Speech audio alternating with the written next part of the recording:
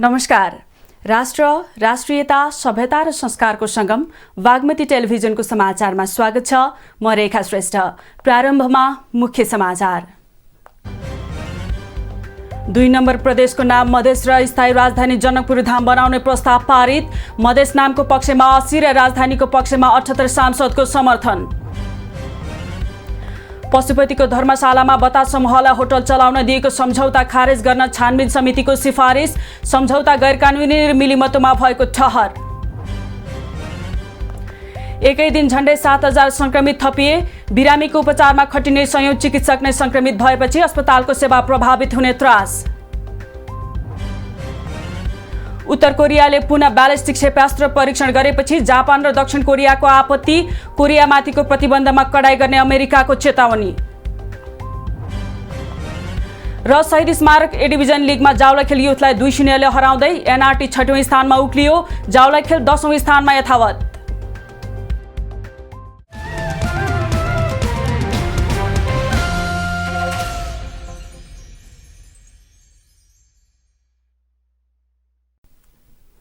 सुरु गरौं प्रदेश नम्बर 2 को नाम र राजधानी छिनोफानो सम्बन्धी समाचारबाट।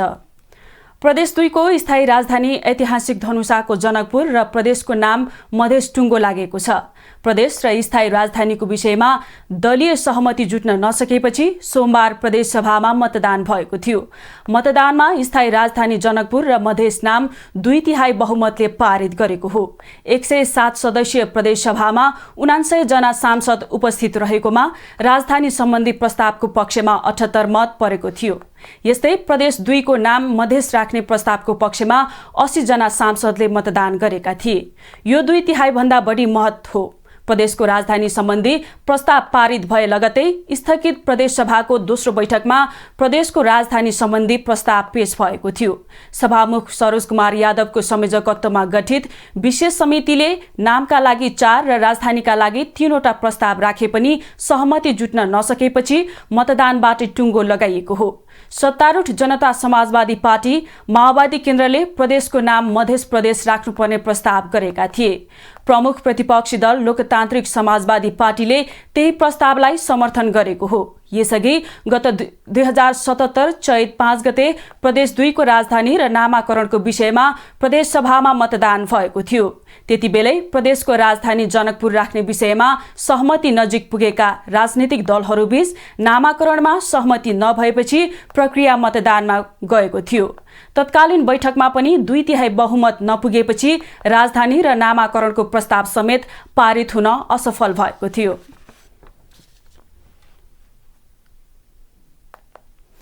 पशुपति धर्मशाला सञ्चालनका लागि बतास समूहसँग गरिएको सम्झौता खारेज गर्न छानबिन समितिले सिफारिस गरेको छ।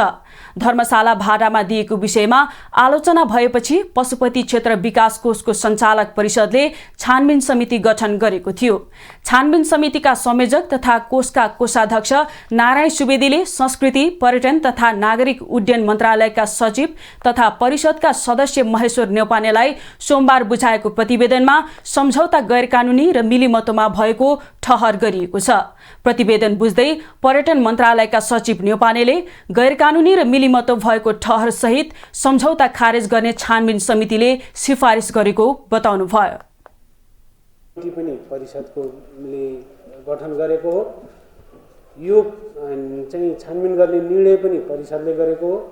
त्यसैले छानबिनको निष्कर्ष पनि मलाई लाग्छ परिषदमै जानुपर्छ। यसमा के गर्ने भनेको छ त्यो विषय पनि परिषदमै गएर निर्णय हुनुपर्छ भन्ने मलाई लाग्छ।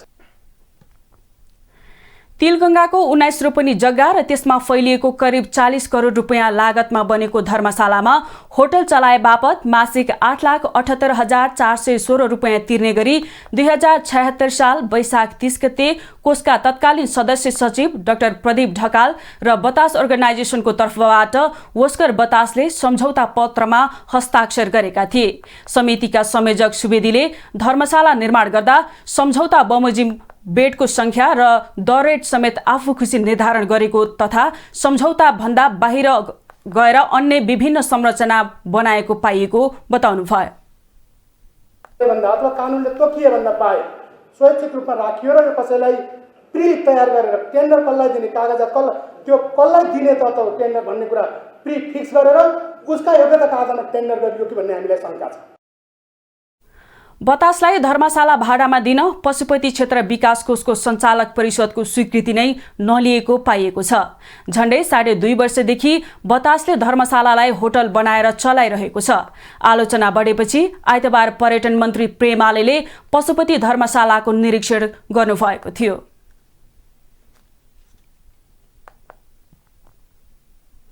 सत्ता साझेदारका नेता सम्मिलित राजनीतिक समन्वय समितिको बैठक मंगलबार बस्ने भएको छ। सोमबार बालुवाटारमा प्रधानमन्त्री शेरबहादुर देउवा र नेकपा माओवादी केन्द्रका अध्यक्ष पुष्पकमल दाहाल प्रचण्ड बीच भएको छलफलपछि समन्वय समितिको बैठक बोलाइएको हो।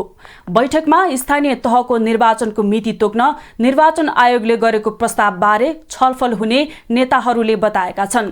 सोमबारको भेटमा प्रधानमन्त्री देउवा र माओवादी केन्द्रका अध्यक्ष दाहाल बीच स्थानीय सहित 3वटै तहको चुनाव समयमै गर्ने र राष्ट्रिय सभाको आसन्न चुनावका विषयमा छलफल भएको थियो। समन्वय समितिमा सत्ता गठबन्धनका 5 दलका 11 जना सदस्य रहेका छन्।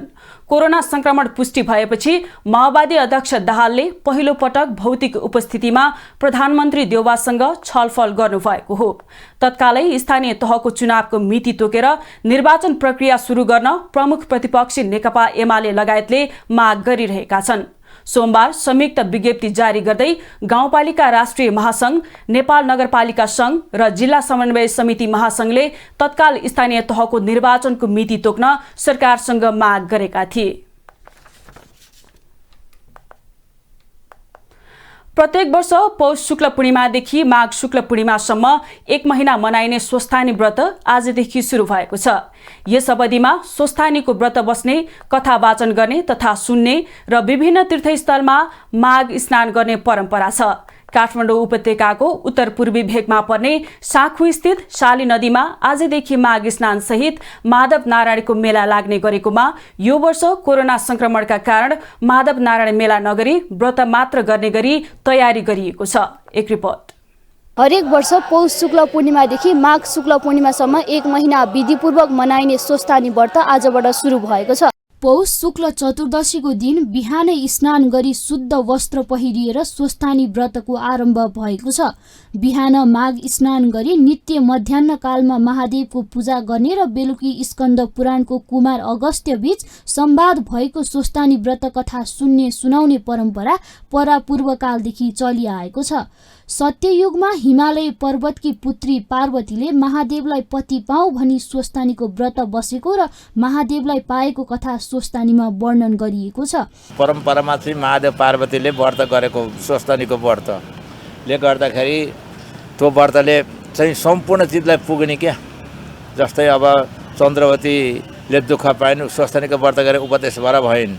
त्यस्तै गरी हामी मनुष्य चलाएको पनि यो स्वस्थानी परमेश्वरले दुखी गरिबका हरूको लागि स्वस्थानी भगवानको व्रत गर्दाखेरि चाहिँ गरिबीबाट पनि धनीमा इच्छामा जाने, देवताको पूर्ण एकता फल प्राप्त हुने।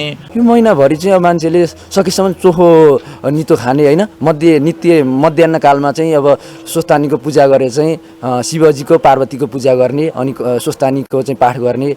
एक अध्याय सके होइन दिनमा, नसके अब सबै सके भने त राम्रो, नसके पनि दिनको एक अध्याय भने पनि स्वस्थानीको चाहिँ पाठ गर्नुपर्छ। यो अवधिमा विशेष गरी महिला व्रतालु बढी व्रत बस्ने गर्दछन्। हिन्दू धर्मशास्त्र अनुसार स्वस्थानी देवीको विधिपूर्वक व्रत गरेमा बिछोड भएका जोडीको पुनर्मिलन हुन्छ, यो धार्मिक विश्वास हो। त्यस्तै रोग व्याध लागेको भए ठीक हुने र पति वा पत्नीका रूपमा कसैलाई इच्छाएको भए प्राप्त हुने विश्वास समेत प्रचलित छ। 1 महिनासम्म विधिपूर्वक व्रत गरी माघ शुक्ल पूर्णिमाका दिन 108 जनै, 108 सुपारी, 108 पान, 108 रोटी लगायत विभिन्न थरीका नैवेद्य तथा भेटी चढाई व्रतको कामना पूर्ण होस् भनी भगवतीलाई अग्रदी विधिपूर्वक पूजा समापन गरिन्छ। आज सुरुको दिन अब दियो कलश बाबुहरू गणेश बत्ती बालेर अनि पूजा गरेर अनि श्री स्वस्थानीको गौरी अथवा अब शाली नदीमा कहाँ हुन्छ त्यहाँ पूजाआजा गर्ने। बालुगा झिकेर शालिग्राम देवता शिवलिङ्ग बनाएर अनि पूजाआजा गरिन्छ, घरमा लगेर यहाँ पनि गरिन्छ। पूर्वाङ्ग दिने चाहिँ 108 वटा चिज, फुल फलफुल जे छ 108 चढाएर पार्जन गरेर 100वटा आफूले पार्जन गर्ने, 8वटा छोरा भए छोरा, बुढा भए बुढा, नभए गङ्गा बगाउने भन्ने चलन स्वस्थानीमा लेखेको छ। माघ स्नानका अवसरमा हरेक वर्ष 1 महिनासम्म साँगो स्थित साली नदीमा माधव नारायणको विशेष मेला लाग्ने गरेको छ। प्राचीन कालदेखि लाग्दै आएको मेलामा यस वर्ष भने कोरोनाका कारण धेरै चहल पहल छैन, तर पनि विधिपूर्वक स्नान गरेर व्रत बस्नेहरू सोमबारदेखि नै साली नदीको किनारमा पुगेका छन्। 1 महिनासम्म विधिपूर्वक रूपमा व्रत बसिसकेपछि माघ शुक्ल पूर्णिमाका दिन व्रतालुहरू 108 जनै फूल, सुपारी, पान लगायतका अन्य फलफुल तथा नैवेद्यहरू माता भगवतीलाई चढाई बसेको मनोकामना पूरा होस् भनी अर्घ्य दिने चलन छ। यस दिन साली नदीमा विशेष मेला लाग्ने गर्दछ। बागमती समाचारका लागि क्यामेरामा सञ्जीव श्रेष्ठका साथ यशोदा भण्डारी, काठमाडौँ। समाचारमा एकैछिन विश्राम।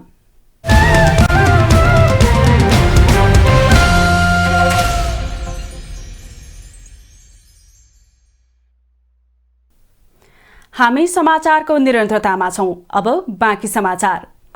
काठमाडौँमा आजदेखि कोरोना विरुद्ध खोपको बुस्टर डोज दिन सुरु गरिएको छ। कोभिड-19 विरुद्धको खोपको 2 मात्रा लगाइसकेका अग्रपंक्तिमा काम गर्नेहरूलाई बुस्टर खोप दिन थालिएको हो। कोरोना संक्रमण तीव्र भएपछि काठमाडौँका अधिकांश स्थानमा भएका खोप केन्द्रमा खोप लगाउनेको भिड लागेको छ। स्वास्थ्य तथा जनसंख्या मन्त्रालय अन्तर्गत स्वास्थ्य सेवा विभाग परिवार कल्याण महाशाखाका अनुसार काठमाडौँका विभिन्न 17 ठाउँबाट बुस्टर डोज लगाउन सकिनेछ। हामीले बुस्टर डोज अग्रपंक्तिमा रहेर मुलुकको सेवामा खटिने व्यक्तिहरूको लागि बुस्टर डोज पनि लगाउने कार्यक्रम सुरु गरेका छौँ र यो आगामी दिनमा यो निरन्तर रहिरहनेछ। तत्कालका लागि अग्रपंक्तिमा काम गर्नेहरूका लागि बुस्टर मात्रा उपलब्ध हुने स्वास्थ्य महाशाखाले जनाएको छ। बुस्टर डोज लगाउन पूर्ण खोप लगाएको कम्तीमा 6 महिना पूरा हुनुपर्नेछ। माघ 14 देखि भने 60 वर्ष र त्यसभन्दा माथिका व्यक्तिलाई बुस्टर डोज खोप लगाइने महाशाखाले जनाएको छ। बुस्टर डोज सक्रिय क्यान्सरका रोगी, अङ्ग प्रत्यारोप गरेका बिरामी, एचआईभीका बिरामी र रोग प्रतिरोधी क्षमता कम गराउने औषधि सेवन गरिरहेकाले लगाउन उपयुक्त हुनेछ। टेकु अस्पताल, टियु शिक्षण अस्पताल, वीर अस्पताल, प्रसूति गृह, प्रहरी अस्पताल, आर्मी अस्पताल, सशस्त्र प्रहरी अस्पताल लगायत स्थानमा बुस्टर डोज लगाउनेको भिड लागेको छ। नेपालमा पछिल्लो 24 घण्टामा 6734 जनामा कोरोना भाइरसको संक्रमण पुष्टि भएको छ। स्वास्थ्य तथा जनसंख्या मन्त्रालयका अनुसार देशका विभिन्न प्रयोगशालामा गरिएको 14014 जनाको पीसीआर परीक्षणमा 5747 र 3451 जनाको एन्टिजेन विधिबाट गरिएको परीक्षणमा 987 जनामा कोरोना पुष्टि भएको हो। सबैभन्दा धेरै काठमाडौँमा 2943 जना, भक्तपुरमा 201 जना र ललितपुरमा 795 जना कोरोना संक्रमित थपिएका छन्। यस्तै पछिल्लो 24 घण्टामा 3 कोरोना संक्रमितको मृत्यु भएको छ। सोही अवधिमा मुलुकका विभिन्न अस्पतालबाट 547 जना कोरोना संक्रमण मुक्त भएको मन्त्रालयले जानकारी दिएको छ। स्वास्थ्य मन्त्रालयका अनुसार निको हुने दर 95.1 रहेको छ। यसैबीच संस्कृति, पर्यटन तथा नागरिक उड्डयन मन्त्री प्रेमालेलाई पनि संक्रमण पुष्टि भएको छ। पीसीआर परीक्षण गर्दा मन्त्रीआलयमा संक्रमण पुष्टि भएको उहाँको सचिवालयले जानकारी दिएको छ। मन्त्रीआलय केही दिन यता मन्त्रालय मातहतका विभिन्न निकायमा भएको अनियमितताको छानबिन र अनुगमनमा व्यस्त हुनुहुन्थ्यो। आइतबार मात्रै उहाँ पशुपति क्षेत्रमा बतास समूहले सञ्चालन गरेको धर्मशालाका साथै नारायणहिटी संग्रहालयको अवलोकन गर्नुभएको थियो। श्रम, रोजगार तथा सामाजिक सुरक्षा मन्त्री कृष्ण कुमार श्रेष्ठले दक्षिण कोरियामा कामदार पठाउन चर्को दबाव परेको बताउनु भएको छ। ईपीएस प्रणाली पास गरे पनि कोरिया जान नपाएकाहरूसँगको अन्तर्क्रियामा मन्त्री श्रेष्ठले दक्षिण कोरियामा मौसमी कामदार पठाउन आफूमाथि चर्को दबाव परिरहेको खुलासा गर्नुभएको हो। पार्टी निकट युवा संघले काठमाडौँमा आयोजना गरेको अन्तर्क्रिया कार्यक्रममा बोल्दै उहाँले ईपीएस प्रणाली पास गरेर बसेकाहरूलाई मार पर्छ भनेर आफूले मौसमी कामदार पठाउन परेको दबावलाई व्यवस्था गरिरहेको प्रश्न पार्नुभयो। ईपीएस प्रणाली पास गरेकाहरूलाई छिट्टै कोरिया पठाउन कोरियाली समकक्षीसँग संवाद भइरहेको पनि बताउनुभयो। विश्वास गर्नु भएको छ, जुन विश्वास गर्नु भएको छ त्यो विश्वास लाई चाहिने एकदमै देखिने गरी मैले भने नि अब सम्भावना अहिले गरिरहेको छु। यो क्वारेन्टाइनकै बिचमा पनि यदि मन्त्री जाँदाखेरि क्वारेन्टाइन बस्नु नपर्ने हो भने जाने कि भनेर पनि सरसल्लाह गरिरहेको छु। परीक्षा पास गरेर अलपत्र परेका पीडितहरूले भने तत्काल कोरिया पठाउने व्यवस्था गर्न मन्त्री श्रेष्ठलाई दबाब दिएका थिए। छलफलमा लुम्बिनी प्रदेशकी भावना बस्नेतले तत्काल आफूहरूलाई कोरिया पठाउने आवश्यक व्यवस्था मिलाउन मन्त्री श्रेष्ठसँग आग्रह गर्नुभयो। जस्तै गरेर चाहिँ समान तरिकाले छानियोस् कि त महिलालाई चाहिँ म्यानुफ्याक्चरिङमा गर्दै नगरोस्, त्यो उनी हजुरको अप्सनै नराखोस् भन्ने चाहिँ मेरो एउटा धारणा हो। एकदमै हाम्रो कुरालाई चाहिँ गम्भीर तरिकाले चाहिँ लिदिनु होला। बागमती प्रदेशका अनुमोल भट्टराईले कोभिड संक्रमण हुन नदिने गरी विदेश जानेहरूलाई बसोबासको व्यवस्था मिलाउन सरकारसँग माग गर्नुभयो। उहाँले सरकारले प्रक्रिया पूरा गरेर पनि विदेश पठाउने काममा ध्यान दिन नसकेको भन्दै आक्रोश पोख्नुभयो। छ कि छैनन्, त्यहाँका कोठाहरू कस्ता छन्, त्यसलाई पनि विशेष निगरानीमा राख्न सके राम्रो हुनेछ। र होटललाई चाहिँ वैदेशिक रोजगार विभाग, इपिएस कार्यालय अथवा श्रम मन्त्रालय कुन विभागबाट हुन सक्छ, त्यसबाट आफ्नो निगरानीमा राखियोस्। यसैबीच आज श्रम मन्त्री श्रेष्ठले आफ्नो 100 दिनको प्रगति विवरण सार्वजनिक गर्नुभएको छ। वैदेशिक रोजगारी सहजीकरण, आन्तरिक रोजगारी प्रवर्धन, सेवा प्रवाहमा सहजीकरण, संगठन व्यवस्थापन र विस्तार एवं सामाजिक सुरक्षा सहित 35 बुँदामा मन्त्री श्रेष्ठले प्रगति विवरण समेट्नु भएको छ। समाचारमा एकैछिन विश्राम।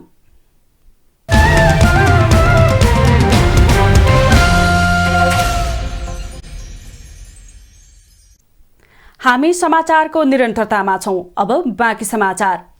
शहरी विकास मन्त्री रामकुमारी झाँक्रीले मन्त्रालयको जिम्मेवारी सम्हालेको 100 दिनको कार्य प्रगति विवरण सार्वजनिक गर्नुभएको छ। 100 दिनको अवधिमा नीतिगत सुधारको कामलाई प्राथमिकता दिएको र नीतिगत सुधारका क्रममा विद्यमान राष्ट्रिय शहरी नीति परिमार्जन गरी संघीय ढाँचा अनुकूल बनाउने काम भइरहेको बताउनुभयो। त्यस्तै युटिलिटी करिडोर सम्बन्धी व्यवस्था र शहरी पूर्वाधारमा ऋण तथा अनुदान लगानीका विषयमा दिशाबोध हुने गरी शहरी विकास विधेयकको मस्यौदालाई पनि अन्तिम रूप दिएको मन्त्री झाँक्रीले जानकारी दिनुभयो। पहिले नीतिमा सुधार गर्नलाई हामीले शहरी विकास नीति हामी फाइनल अवस्थामा पुर्याउँदैछौँ। शहरी नीतिलाई हामी फाइनल गरिसकेपछि अब शहरी विकास ऐन जुन ड्राफ्ट भएको छ, ड्राफ्ट पनि एक हिसाबले फाइनलै छ र त्यसमा केही कम्पोनेन्टहरू युटिलिटी करिडोर लगायतका केही कम्पोनेन्टहरूलाई हामीले इन्कर्पोरेट गर्छौँ। बागमती सभ्यता संरक्षण तथा विकास सम्बन्धी विधेयक मस्यौदालाई अन्तिम रूप दिएको शहरी पूर्वाधार विकास निगम नगर वित्त निगम स्थापना सम्बन्धी विधेयकको मस्यौदालाई अन्तिम रूप दिएको र उपत्यकाका सबै नगरपालिकामा बस्ती विकास, शहरी योजना तथा भवन निर्माण सम्बन्धी आधारभूत मापदण्डमा एकरूपता कायम गर्न परिमार्जित मस्यौदा तयार पारिएको मन्त्री झाँक्रीको प्रगति विवरणमा उल्लेख छ। उहाँले कर्णाली प्रदेशमा लोपोन्मुख राउटे जातिको आवास व्यवस्थापनका लागि लक्षित समूहसँग छलफल गरी आधारभूत पूर्वाधार सहितको आवास निर्माणको लागि डिजाइन र कार्यविधि तयार गरिएको पनि उल्लेख गर्नुभयो। सरकारको दायित्व छ र हामीले संविधानमा नागरिकलाई आवासको हकको ग्यारेन्टी गरेका छौँ, त्यसको कानुन पनि बनेको छ र त्यस्तो आवासबाट विमुख भएका जति पनि जाति समूह या व्यक्तिहरूलाई आवासभित्र ल्याउने दायित्व हाम्रो। सुरक्षित नागरिक आवास कार्यक्रम अन्तर्गत 3 महिनाको अवधिमा 1968 आवास एकाइ निर्माण कार्य सम्पन्न भएको मुगुको छायानाथ नगरपालिकाको काशीघर नाउला र परेपानी गाउँमा 34 परिवारका लागि आवास निर्माण सम्पन्न भएको, डडेलधुराको परशुराम नगरपालिकाको रातीमाटीमा 35 परिवारका लागि आवास निर्माण कार्य भइरहेको, तराई मधेसका दलित समुदायका लागि आधारभूत पूर्वाधार सहितको आवास निर्माणको प्रारम्भिक चरणको विवरण सङ्कलनको काम भएको उल्लेख छ।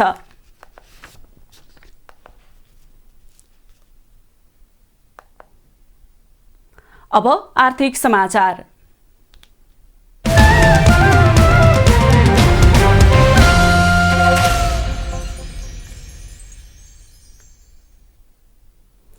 नेपालको आर्थिक अवस्था पछिल्लो 5 महिना यता अझ बिग्रदै गएको तथ्याङ्क सार्वजनिक भएको छ। नेपाल राष्ट्र बैंकले सार्वजनिक गरेको चालु आर्थिक वर्षको वित्तीय विवरणमा मुलुकको अर्थतन्त्र बिग्रदै गएको प्रष्ट देखिएको छ। राष्ट्र बैंकको सार्वजनिक तथ्याङ्क अनुसार अर्थतन्त्रको बाह्य क्षेत्रहरू बिग्रदै गएका छन् भने मुलुकको अर्थतन्त्रका सबैजसो सूचक ऋणात्मक स्थितिमा पुगेका छन्। नेपाल राष्ट्र बैंकका अनुसार मुलुकभित्र नै र बाहिरिने विदेशी मुद्राको अवस्था देखाउने शोधनान्तर हालसम्मकै उच्च घाटामा पुगेको छ। विदेशी मुद्रा सञ्चिति पौने 2 खर्ब रुपैयाँले कमी आएको छ। मूल्य वृद्धि 5 वर्ष यताकै उच्च बिन्दुमा पुगेको छ। रेमिट्यान्स लगातार घटिरहेको छ। चालु आर्थिक वर्षको 4 महिनाको अवधिमा 150 अर्ब शोधनान्तर घाटा रहेको थियो, तर पछिल्लो 1 महिनाको अन्तरमा मात्रै 45 अर्ब रुपैयाँले शोधनान्तर घाटा बढेको हो। 5 महिनाको अवधिमा 45 अर्बले शोधनान्तर घाटा बढेर शोधनान्तर स्थिति 195 अर्ब घाटामा गएको तथ्याङ्कले देखाएको छ। चालु आर्थिक वर्षमा लगातार रूपमा शोधनान्तर घाटामा गइरहेको छ। राष्ट्र बैंकका अनुसार अघिल्लो वर्षको सोही अवधिमा शोधनान्तर स्थिति 1 खर्ब 6 अर्ब 48 करोडले बचतमा रहेको थियो। अमेरिकी डलरमा अघिल्लो वर्षको सोही अवधिमा 89 करोड 65 लाखले बचतमा रहेको शोधनान्तर स्थिति समीक्षा अवधिमा 1 अर्ब 64 करोडले घाटामा रहेको छ। चालु आर्थिक वर्षको 5 महिनाको अवधिमा चालु खाता 3 खर्ब 69 करोडले घाटामा रहेको छ। अघिल्लो वर्षको सोही अवधिमा चालु खाता 23 अर्बले घाटामा रहेको थियो। अमेरिकी डलरमा अघिल्लो वर्षको सोही अवधिमा 19 करोड 66 लाखले घाटामा रहेको चालु खाता चालु आर्थिक वर्षको 5 महिनामा 2 अर्ब 52 करोड रुपैयाँले घाटामा रहेको छ। मंसिरसम्ममा पुँजीगत ट्रान्सफर 2.4% घटेर 4 अर्ब 64 करोड रुपैयाँ कायम भएको राष्ट्र बैंकको तथ्याङ्कले देखाएको छ। त्यस्तै पछिल्लो समय नेपालमा खुद प्रत्यक्ष वैदेशी लगानी 57% वृद्धि भएको छ। 57% वृद्धि भएर 7 अर्ब 7 करोड पुगेको छ। अघिल्लो वर्षको सोही अवधिमा पुँजीगत ट्रान्सफर 4 अर्ब 75 करोड र खुद प्रत्यक्ष वैदेशिक लगानी 4 अर्ब 50 करोड रहेको थियो। त्यस्तै विदेशी मुद्राको सञ्चिति पनि चालु आर्थिक वर्षमा निरन्तर रूपमा घटिरहेको छ। राष्ट्र बैंकले सार्वजनिक गरेको विवरण अनुसार मंसिरसम्म सञ्चिति 12 खर्ब 14 अर्ब 3 करोडमा झरेको छ। अघिल्लो महिना भन्दा सञ्चिति 30 अर्ब 82 करोड रुपैयाँले घटेको छ। चालु आर्थिक वर्षमा मात्र सञ्चिति 1 खर्ब 85 अर्ब रुपैयाँले घटेको तथ्याङ्कले देखाएको छ। नेपालमा विदेशी मुद्रा सञ्चिति कुनै समय बढेर 15 खर्ब 6 अर्ब रुपैयाँसम्म पुगेको थियो। त्यस हिसाबले अहिलेसम्म 2 खर्ब 92 अर्ब रुपैयाँले घटिसकेको छ। कोरोना महामारीको समयमा समेत नेपालमा विदेशी मुद्राको सञ्चिति 11 खर्ब 55 अर्ब 90 करोड रुपैयाँ थियो। त्यस्तै चालु आर्थिक वर्षको 5 महिनामा वैदेशिक रोजगारीमा गएका नेपालीले पठाउने रेमिट्यान्स 6.8%ले घटेको छ।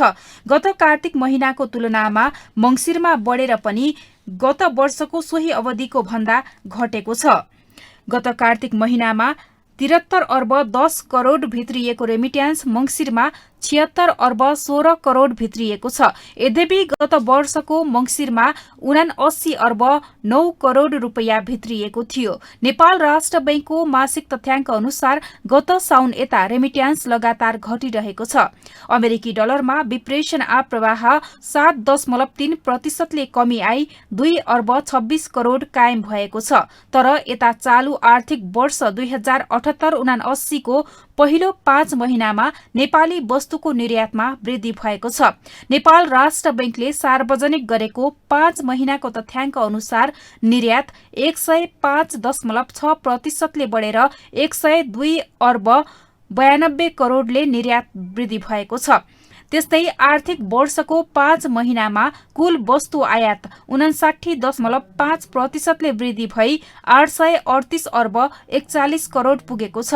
अघिल्लो वर्षको सोही अवधिमा यस्तो आयात 9.6% घटेको थियो। त्यस्तै चालू वर्षको मंसिर महिनामा नेपालको मूल्य वृद्धि दर 7% भन्दा माथि रहेको छ। नेपाल राष्ट्र बैंक अनुसार वार्षिक बिन्दुगत उपभोक्ता मुद्रास्फीति मूल्य वृद्धि 7.11% रहेको छ, जुन अघिल्लो वर्षको सोही महिनाको तुलनामा 4.18% बढी हो। पैसूचक नेप्सेमा साताको दोस्रो दिन सोमबार दोहोरो अङ्कको सुधार आएको छ। सोमबार 20.64 अङ्कले नेप्से बढ्दा ठूला कम्पनीको कारोबार मापक सेन्सिटिभ इन्डेक्स 3.7 अङ्कले बढेर 546 पुगेको छ। कारोबार भएका 13 समूहका उपसूचक मध्ये 5 समूह रातामै रहँदा बाँकी हरियो रह्यो। विकास बैंक, फाइनान्स, व्यापार, माइक्रो फाइनान्स र व्यापार समूह ओह्रालो लागेको छ भने बैंक, होटल तथा पर्यटन, जलविद्युत, जीवन बीमा, निर्जीवन बीमा, उत्पादन, म्युचुअल फन्ड र अन्य समूह उकालो लागेको हो। मध्य भोटेकोशी जलविद्युत आयोजनाको शेयरका लगानीकर्ताले 10% कमाए। अन्य कुनै पनि कम्पनीको शेयरमा आज सकारात्मक सर्किट लागेन। यस दिन 224 कम्पनीका 1,44,74,713 किता शेयर किनबेच हुँदा 7 अर्ब 70 करोड रुपियाँको कारोबार भएको छ। यो रकम हिजोको भन्दा केही कम हो।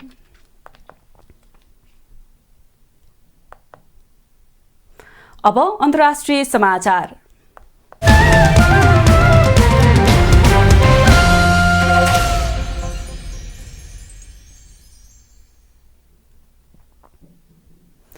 अन्तर्राष्ट्रिय दबाव व्यवस्था गर्दै उत्तर कोरियाले फेरि अर्को शक्तिशाली क्षेप्यास्त्र परीक्षण गरेको छ। आज बिहानै ब्यालिस्टिक क्षेप्यास्त्र परीक्षण गरेको जापानका तटीय सुरक्षा गार्डले जानकारी दिएको समाचार संस्था रोइटर्सले जनाएको छ। दक्षिण कोरियाली सैनिक अधिकारीहरूले पनि उत्तरले प्रक्षेपण गरेको अज्ञात क्षेप्यास्त्र आफ्नो पूर्वी सीमा नजिक खसेको जनाएका छन्। जापान र दक्षिण कोरिया दुवै प्रक्षेपणबारे विस्तृत विवरण सङ्कलन भइरहेको बताएका छन्। अंग्रेजी नयाँ वर्ष सुरु भए लगतै उत्तर कोरियाले श्रृङ्खलाबद्ध रूपमा क्षेप्यास्त्र प्रक्षेपण गर्दै आएको छ। गत शुक्रबार मात्रै 2वटा हाइपरसोनिक क्षेप्यास्त्र परीक्षण गरेको थियो। लगातार क्षेप्यास्त्र परीक्षण गरेपछि अमेरिकाले उत्तर कोरियामाथि थप नाकाबन्दी लगाएको छ। कोरोना भाइरसको नयाँ भेरिएन्ट ओमिक्रोनको संक्रमण विश्वव्यापी संकट बनेको छ। विश्व स्वास्थ्य संगठनका अनुसार पछिल्लो 24 घण्टामा विश्वमा 19,22,000 भन्दा धेरै संक्रमित थपिएका छन्। त्यसैगरी पछिल्लो एक दिनमा 3,957 जना संक्रमितको मृत्यु भएको छ, जसमा सबैभन्दा बढी संक्रमित अमेरिकामा थपिएका छन्। अमेरिकामा 2,79,000, फ्रान्समा 2,78,000, इटलीमा 1,49,000, अस्ट्रेलियामा 86,000 र बेलायतमा 70,000 जनामा कोरोना पुष्टि भएको छ। यही अवधिमा 9,85,000 जना संक्रमण मुक्त भएका छन्। छिमेकी मुलुक भारतमा पछिल्लो 24 घण्टामा 2,58,089 जना नयाँ संक्रमित थपिएका छन्। यो सँगै भारतमा कोभिड संक्रमितको संख्या कुल 3,73,80,000 पुगेको छ। त्यस्तै पछिल्लो 24 घण्टामा 385 जना संक्रमितको ज्यान गएको भारतको केन्द्रीय स्वास्थ्य मन्त्रालयले जनाएको छ। अब खेलकुद समाचार।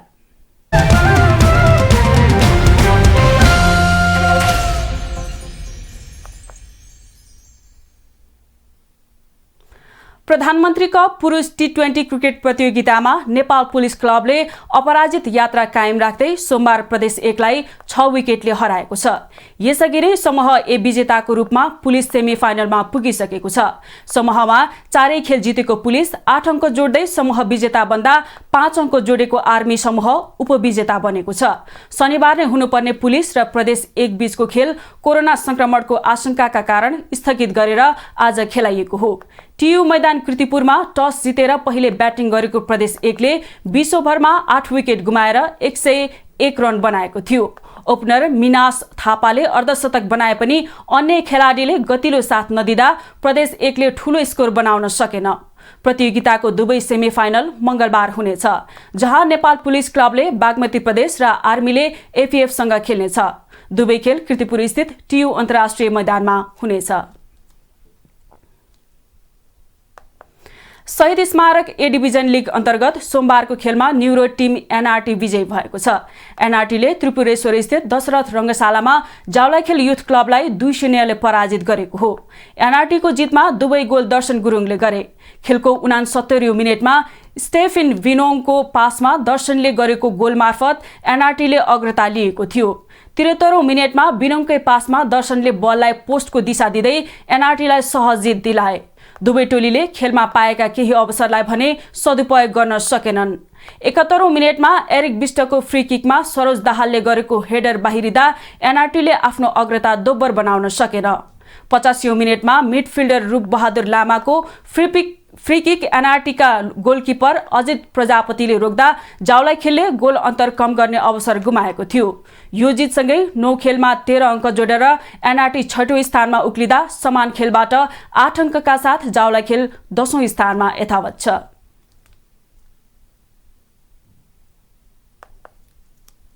अब मौसम सम्बन्धी जानकारी।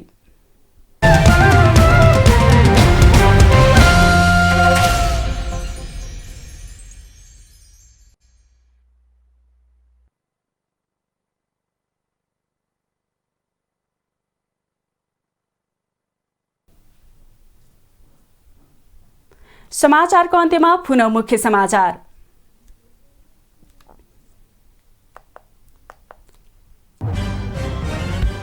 दुई नम्बर प्रदेशको नाम मधेस र स्थायी राजधानी जनकपुर धाम बनाउने प्रस्ताव पारित। मधेस नामको पक्षमा 80 र राजधानीको पक्षमा 78 सांसदको समर्थन।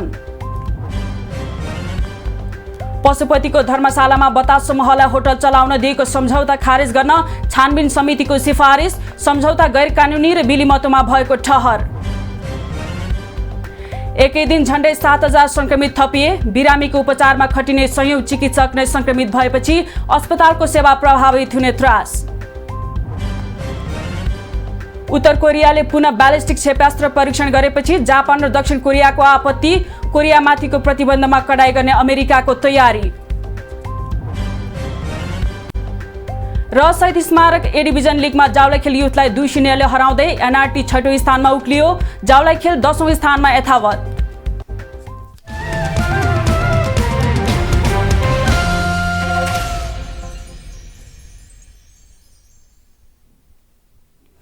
राष्ट्र, राष्ट्रियता, सभ्यता र संस्कार संरक्षणमा समर्पित बागमती टेलिभिजनमा प्रसारण भइरहेको समाचार अहिलेलाई यति नै। हेर्दै रहनुहोला बागमती टेलिभिजन। नमस्कार।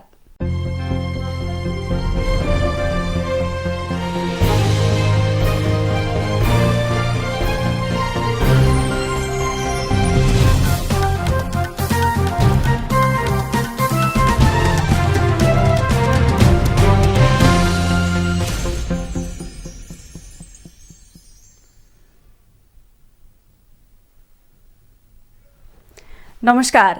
राष्ट्र, राष्ट्रियता, सभ्यता र संस्कारको संगम बागमती टेलिभिजनको समाचारमा स्वागत छ। म रेखा श्रेष्ठ। प्रारम्भमा मुख्य समाचार। 2 नम्बर प्रदेशको नाम मधेस र स्थायी राजधानी जनकपुर धाम बनाउने प्रस्ताव पारित। मधेस नामको पक्षमा 80 र राजधानीको पक्षमा 78 सांसदको समर्थन।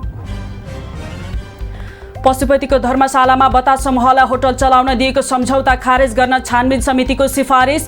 सम्झौता गैर कानुनी र मिलिमतोमा भएको ठहर। एकै दिन झण्डै 7000 संक्रमित थपिए। बिरामीको उपचारमा खटिने 100औं चिकित्सक नै संक्रमित भएपछि अस्पतालको सेवा प्रभावित हुने त्रास। उत्तर कोरियाले पुनः ब्यालिस्टिक क्षेपणास्त्र परीक्षण गरेपछि जापान र दक्षिण कोरियाको आपत्ति। कोरियामाथिको प्रतिबन्धमा कडाई गर्ने अमेरिकाको चेतावनी। र शहीद स्मारक ए डिभिजन लिगमा जावलाखेल युथलाई 2-0 ले हराउँदै एनआरटी 6औं स्थानमा उक्लियो। जावलाखेल 10औं स्थानमा यथावत।